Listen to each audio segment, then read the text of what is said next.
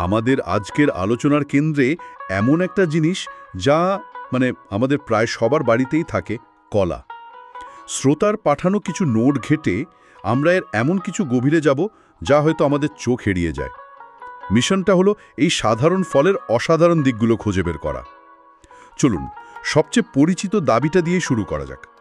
কলা নাকি তাৎক্ষণিক শক্তি দেয়, কিন্তু ব্যাপারটা আসলে কতটা সত্যি? নোটগুলোতে একটা দারুণ জিনিস পেলাম। বলা হচ্ছে মাত্র 2টো কলা নাকি প্রায় 90 মিনিটের একটা কঠিন শরীরচর্চার জন্য যথেষ্ট শক্তি যোগাতে পারে। ভাবা যায়? ঠিক তাই। আর এখানে সবচেয়ে মজার বিষয় হলো এটা কিভাবে কাজ করে। নোটগুলো বলছে কলার মধ্যে আসলে 3 ধরনের প্রাকৃতিক চিনি আছে: সুক্রোজ, ফ্রুক্টোজ আর গ্লুকোজ। এই 3টি একসাথে শরীরে ধাপে ধাপে শক্তি ছাড়ে। ফলে বাজারের অনেক এনার্জি ড্রিঙ্কের মতো হঠাৎ করে শক্তির জোয়ার এসে আবার ঝিমিয়ে পড়ার মতো হয় না। এটা একটা স্থিতিশীল শক্তির যোগান দেয়। আর শরীরচর্চার পর যে পেশিতে টান ধরে বা ক্র্যাম্প হয়, হ্যাঁ, ক্র্যাম্পের বিষয়টা, সেটার সমাধানও কিন্তু কলার মধ্যেই আছে। এই ক্র্যাম্পের বিষয়টা আমারও চোখে পড়েছে।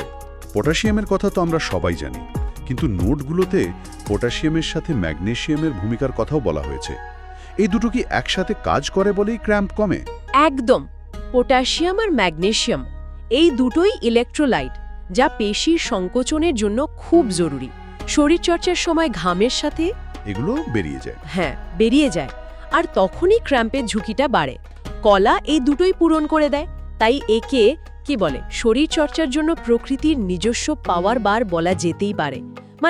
শক্তি দেওয়া থেকে শুরু করে পেশির পুনরুদ্ধারে সাহায্য করা একটা পুরো প্যাকেজ। তার শক্তি আর পুনরুদ্ধার এই দুটোই ভালোভাবে কাজ করে যখন ভেতরের সিস্টেমটাও ঠিক থাকে, তাই না? আর এখানেই তো হজমের প্রসঙ্গটা আসছে, তাই না? নোটগুলো বলছে কলায় থাকা ফাইবার নাকি হজমে সাহায্য করে, কোষ্ঠকাঠিন্য দূর করতে সাহায্য করে।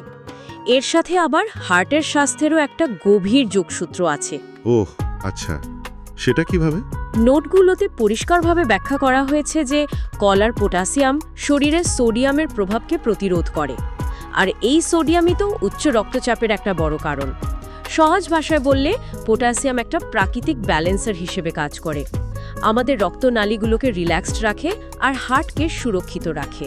শ্রোতার পাঠানো নোটগুলোর মধ্যে এই বিষয়টা আমাকে সবচেয়ে অবাক করেছে। কলাকে নাকি মুড লিফটার বলা হচ্ছে। ব্যাপারটা আসলে কি? এটা কি শুধুই কথার কথা, নাকি এর পেছনে কোনো বিজ্ঞান আছে? না, এর পেছনে বেশ শক্ত বিজ্ঞান আছে। কলার মধ্যে থাকে ভিটামিন B6 আর ট্রিপ্টোফ্যান নামে একটি অ্যামিনো অ্যাসিড। আমাদের মস্তিষ্ক এই ট্রিপ্টোফ্যানকে ব্যবহার করে সেরোটোনিন তৈরি করে, যা হ্যাপি হরমোন নামেও পরিচিত। এই সেরোটোনিনই আমাদের মেজাজ ভালো রাখতে, উদ্বেগ কমাতে আর শান্ত থাকতে সাহায্য করে। এই ট্রিপ্টোফ্যানের বিষয়টা বেশ মজার।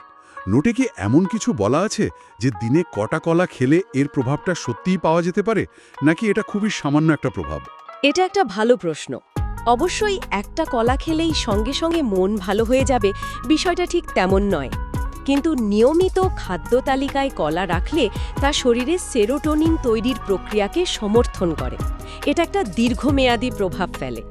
আর এই নোটগুলোতে আরও কিছু অদ্ভুত ব্যবহারের কথাও কিন্তু আছে, যেমন ধরুন ওজন বাড়ানো বা ত্বকের যত্ন। ঠিক, ক্যালোরি আর কার্বসের ভালো উৎস হয়। দুধ বা বাদামের সাথে মিশিয়ে স্মুদি বানালে এটা স্বাস্থ্যকরভাবে ওজন বাড়াতে সাহায্য করে। আর ত্বকের যত্নে এর ব্যবহার তো খুবই জনপ্রিয়। কলার মাস্কের কথা কে না জানে? ত্বকের যত্নের এর ব্যবহার নিয়ে নোটগুলোতে একটা মজার ঘরোয়া টোটকার কথা লেখা ছিল।